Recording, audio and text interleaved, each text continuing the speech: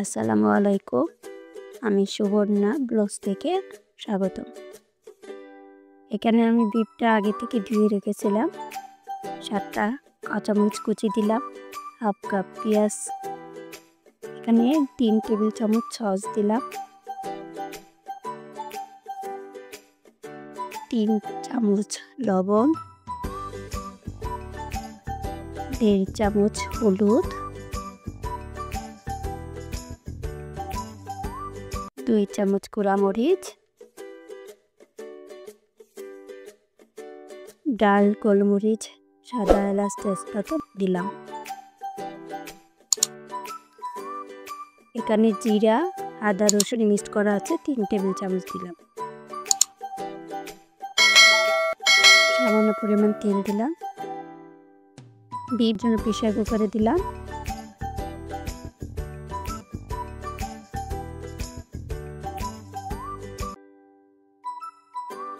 Pressure কুকারে দিয়ে ভালোভাবে নেড়ে সামান্য পরিমাণ পানি দিব। আমি প্রয়োজন মতো একটু পানি অ্যাড করলাম। A few moments later. আমার ভিতরকার পুরটা পুরোপুরি রেডি। দুটো সিজ দিয়ে নামিয়ে নিব। এই তো রেডি হয়ে গেছে ভিতরের পুর। এখন আমি একটু ড্র তৈরি করে নিই।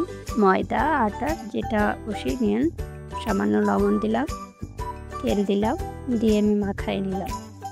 আমরা রুটি পরোটা যেভাবে করি সেভাবে ড্রটা তৈরি করব। সামান্য পানি দিয়ে নেড়ে চেড়ে ড্রটা তৈরি করব। ড্রতে একটু তেল দিয়ে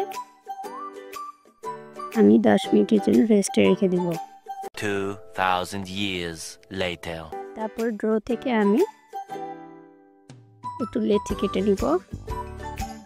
4টা লেচি কেটে নিব। তারপরে স্বাভাবিক আমরা যেভাবে পরোটা করি সেভাবে করব। এখানে তেল বা আটা দিয়ে আমরা রুটিটা বেলে নিব।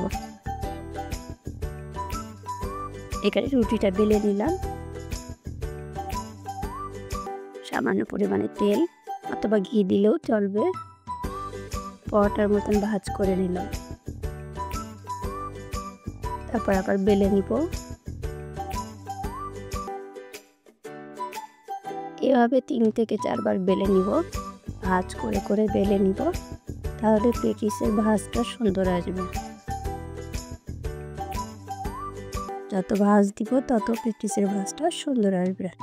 আবার পরোটার মতো করে ভাঁজ করে নিয়ে আবার একটু বেলে নিব। আবার তেল দিয়ে আরেকবার ভাঁজ করে নিব। আবার ভাঁজ করে নিয়ে আবার একটু বেলে নিব। পরোটার মতো করে বেলে নিব। এখন চাকি দিয়ে 4-5টা কেটে নিব। পেটিসের 4 কোনা সেট করে কেটে নিলে সুন্দর হবে। আমি এখানে বেশি রুটিটা পাতলা করে নিয়ে সামান্য মোটা রেখেছি। এখন মাঝখান থেকে কেটে নিয়ে 4 কোনা শেপ দিব। আগে থেকে করে রাখা পুরটা ভেতরে দিলাম, দিয়ে তেল দিয়ে চারপাশে আটকে দেব। এভাবে পেটিস তৈরি করে নেব। এখন চুলাতে তেল দিলাম। তেলটা গরম করে নিয়ে এগুলো ভেজে নেব। নেড়ে ছেড়ে লাল লাল করে ভেজে নেব। এভাবে লাল লাল করে ভেজে নিলাম। আপনাদের যদি ভালো লাগে আমার ভিডিও তাহলে আমার সাথে থাকেন। আল্লাহ হাফেজ। আসসালামু আলাইকুম।